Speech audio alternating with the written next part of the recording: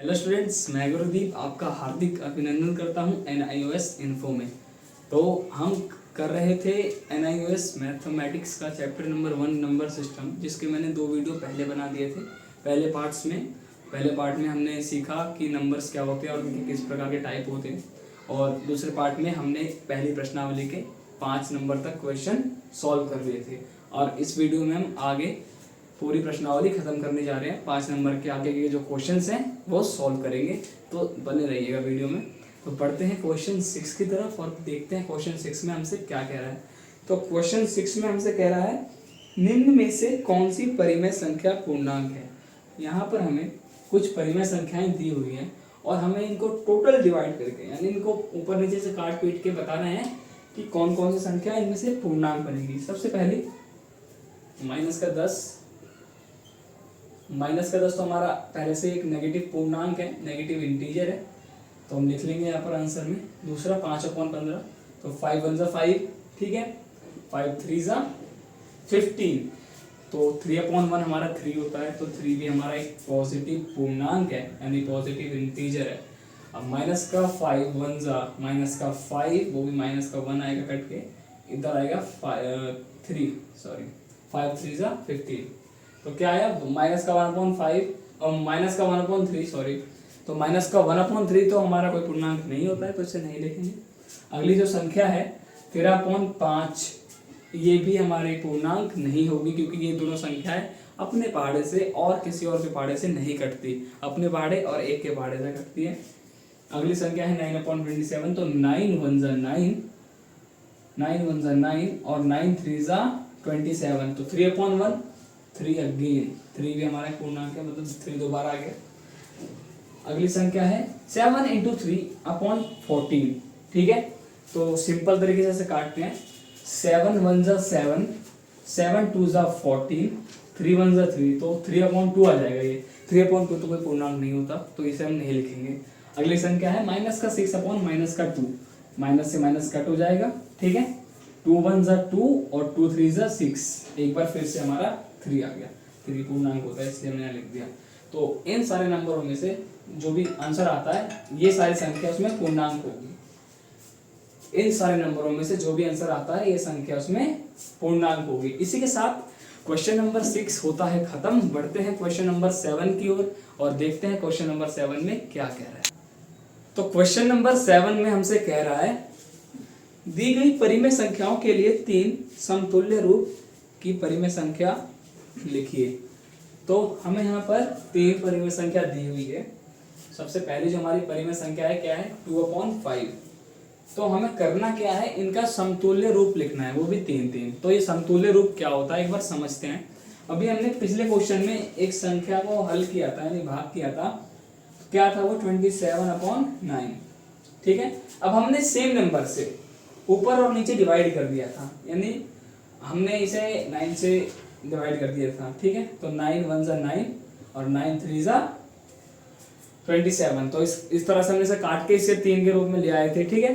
अब यही 3/1 को अगर वापस हम मल्टीप्लाई कर देंगे 9 से, तो हमारे पास 27/9 वापस आ जाएगा। अगर हमने मान लो मल्टीप्लाई कर दिया वापस 9 से, ऊपर और नीचे दोनों तरफ, तो वापस तो यही चीज आ जाएगी, सॉरी, वापस यही चीज आएगी, ठीक है।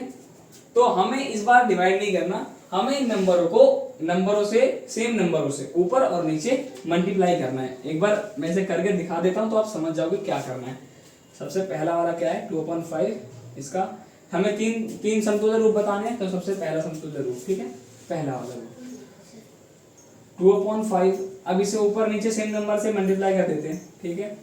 मान लो ऊपर भी 2 से मल्टीप्लाई कर दिया, नीचे भी 2 से मल्टीप्लाई कर दिया, तो आंसर क्या आएगा 4/10। अब इसी चीज को अगर वापस हम 2 से डिवाइड कर देते हैं, तो वापस हमारे पास क्या आ जाएगा 2/5।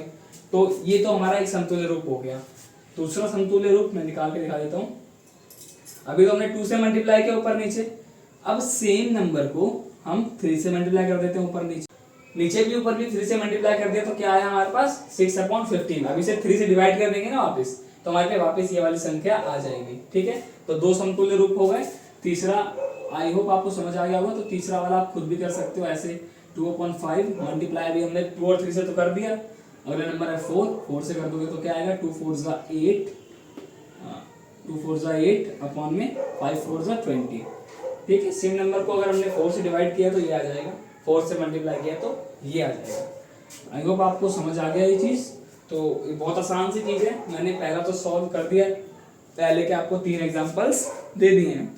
अगला और उससे अगला वाला भी आप खुद कर सकते हो क्योंकि बहुत इजी सा क्वेश्चन है ये। तो आपके लिए अगले दोनों होमवर्क है, तो आप ये कर दीजिएगा अपने आप प्रैक्टिस में। अगर आपसे नहीं होता है तो कमेंट में बताइए, हम आपके लिए सोल्यूशन लेके आएंगे। इसी के साथ क्वेश्चन नंबर जो 7 है वो होता है समाप्त। बढ़ते हैं क्वेश्चन नंबर 8 की तरफ, देखते हैं क्वेश्चन नंबर 8 में क्या बोल रहा है। तो क्वेश्चन नंबर 8 में हमसे कह रहा है निम्न परिमेय संख्याओं को संख्या रेखा पर निरूपित कीजिए। तो हमें यहाँ पर कुछ परिमेय संख्याएं दी हुई हैं और हमें इनको नंबर लाइन पे दिखाना है। तो वो कैसे करेंगे एक बार समझते हैं। सबसे पहली संख्या को लेते हैं 2/5 है, ठीक है 2/5 है। तो जब 2/5 जो होती है ना, ये तो 0 से छोटी होती है, यानी 0 लेस देन 2/5 होता है, पर ये बड़ी होती है किससे, 1 से बड़ी होती है। ठीक है, 0 से छोटी होती है और 1 से बड़ी होती है। तो इस कंडीशन पे देखो एक बारी नंबर लाइन हम बना लेंगे। तो नंबर लाइन पे कैसे दिखाएंगे, तो जो हमारा 2/5 होगा वो 0 और 1 के बीच में कहीं ना कहीं होगा। तो समझ लेते हैं एक बार 0 और 1 के बीच में कहाँ पर हम इसे फाइंड करेंगे। तो सबसे पहले यहाँ पर 0 आ जाएगा, 2/5 है तो पहले 1/5 लिख लेंगे। ठीक है, 2/5, 3/5, 4/5 और 5/5 यानी कि 1 कट के 1 आ जाएगा ना। तो यहाँ पर 2/5 कहाँ है, ये रहा। तो ये हमने नंबर लाइन पे दिखा दिया इसको, पहले वाले पार्ट को। पहले वाला पार्ट यहाँ पर खत्म होता है। ऐसे ही अगले वाले पार्ट को एक बार देखते हैं। पहला पार्ट तो सॉल्व हो गया, ठीक है। अगला वाला पार्ट एक बार देखो। तो ये क्या होता है, 0 से तो ये बड़ा होगा पर छोटा होगा 1 से। तो ये नंबर भी कहीं ना कहीं 1 और 0 के बीच में बनेगी। नंबर लाइन यहाँ पर बना लेते हैं हम एक बारी। तो ये हो गया हमारा 0, स्टार्ट करते हैं एक बारी। क्या था 3/4, तो 1/4 से स्टार्ट होगा, 2/4, 3/4 और 4/4 यानी 1। ठीक है, इसमें यहाँ तक बनेगी। तो इसमें 3/4 क्या कहाँ पर है, यहाँ पर है, तो इस पर सर्कल लगा दो। ये हो गया सॉल्व। ठीक है, यही तक सॉल्व करना था इसको, यहाँ पर ऐसे दिखा देना इसको नंबर लाइन पे। तो नंबर लाइन पे आ गई संख्या ये। अगला जो पार्ट है सेम है, बहुत इजी है। तो ये आपके लिए प्रैक्टिस के लिए मैं छोड़ देता हूँ। अगर फिर भी आपसे सॉल्व नहीं होता है तो कमेंट में बता दीजिएगा, सॉल्यूशन लेके आ जाऊँगा मैं। तो इसी के साथ जो क्वेश्चन नंबर 8 है वो हमारा खत्म होता है। क्वेश्चन नंबर 9 की ओर बढ़ते हैं और देखते हैं क्वेश्चन नंबर 9 में हमसे क्या कह रहा है। क्वेश्चन में हमसे कह रहा है निम्न परिमेय संख्याओं की उनके समतुल्य परिमेय संख्याएं बनाकर संख्या रेखा का प्रयोग करके तुलना कीजिए। ठीक है, तो हमें कह रहा है कि यहाँ पर हमें 2 परिमेय संख्याएं दी हुई हैं। अब इनके डिनोमिनेटर से हमें इनको समतुल्य बनाना है। तो और समतुल्य बनाने के बाद उनकी तुलना भी कर रहे हैं कि कौन सी संख्या बड़ी है। तो एक बार देखते हैं कैसे करेंगे। तो कुल मिला के हमें कहा गया है कि ये दोनों संख्याओं के बीच में कंपैरिजन करना है कि कौन सा वाला बड़ा है। ऐसे तो हम बता नहीं सकते कौन सी बड़ा, कौन सी मतलब कौन सी संख्या इनमें से बड़ी है, क्योंकि जो दोनों के डिनोमिनेटर है वो अलग अलग है। दोनों के हर हैं जो वो अलग अलग है। तो हर को पहले हम समान करेंगे, हर को बराबर करेंगे। तो कैसे करते हैं एक बार समझ लो। जैसे हमारी पहली संख्या क्या है 2/3, ठीक है, और मुझे इसको इसके हर के इक्वल लाना है। मान लो अगर इसका डिनोमिनेटर 3 है तो इसका भी 3 बनाना है, या इसका 4 है तो इसका 4 बनाना है। मतलब कोई सी भी संख्या हो हर के अंदर, बस वो सेम होनी चाहिए दोनों में। तो कैसे करेंगे, अब ये जो हमारा पहला वाला परिमेय संख्या है इसको दूसरे वाले परिमेय संख्या के डिनोमिनेटर से ऊपर नीचे मल्टीप्लाई कर दो। जैसे इसका 4 है तो 4 से ऊपर भी मल्टीप्लाई कर दो और नीचे भी कर दो।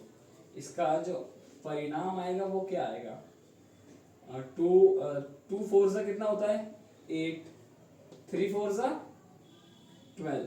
ठीक है, संख्या आ गई हमारे पास 8/12। तो हमारा 2/3 हो गया 8/12।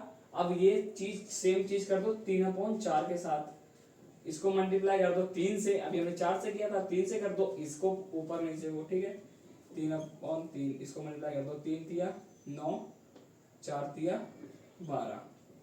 ठीक है, तो 3/4 तो ये हो गया 9/12 और 2/3 हो गया हमारे पास 8/12।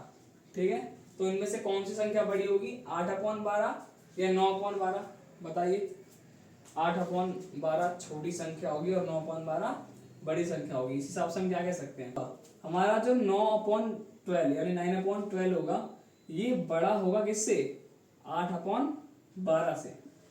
ठीक है, तो इस हिसाब से हम कह सकते हैं कि जो हमारा 3/4 है ये भी बड़ा होगा किससे, 2/3 से।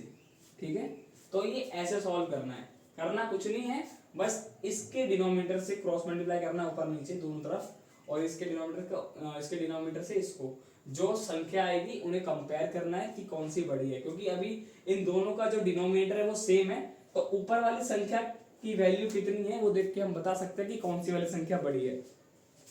इस टाइम पे यहाँ पर नहीं थी, दोनों का डिनोमिनेटर अलग था, तो हम बता नहीं सकते ऐसे देख के कौन सी बड़ी है, पर इसे देख के हम बता सकते हैं। तो करना क्या है, इसके डिनोमिनेटर से ऊपर नीचे इसको मल्टीप्लाई करना है, फिर इसके डिनोमिनेटर से ऊपर नीचे इसको मल्टीप्लाई करना है, जो नंबर आएगा उनको आपस में कंपेयर करके बता देना है कि कौन सी संख्या बड़ी है। ठीक है, पहला पार्ट होता है कंप्लीट।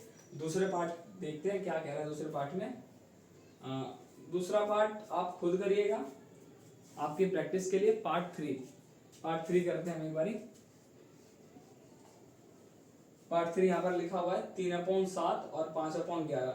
इसको हम इधर लाइन बना के इधर सॉल्व करते हैं। ठीक है, 3/7, अभी वही मैंने आपसे क्या बोला था, अगले नंबर के डिनोमिनेटर यानी 11 था ना, तो 11 से ऊपर नीचे मल्टीप्लाई कर दो, क्या हो जाएगा 33/77।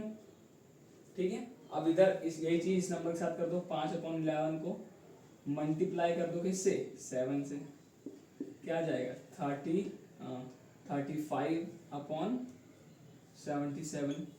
तो कौन सी संख्या किससे बड़ी है, 35/77 is greater than 33/77. So 5/11 is greater than 3/7। आशा करता हूँ आपको सारे कॉन्सेप्ट इजीली और क्लियर कट समझ आ गए होंगे, और इसी के साथ हमारे पहले चैप्टर का जो पहली एक्सरसाइज है वो खत्म हो जाती है।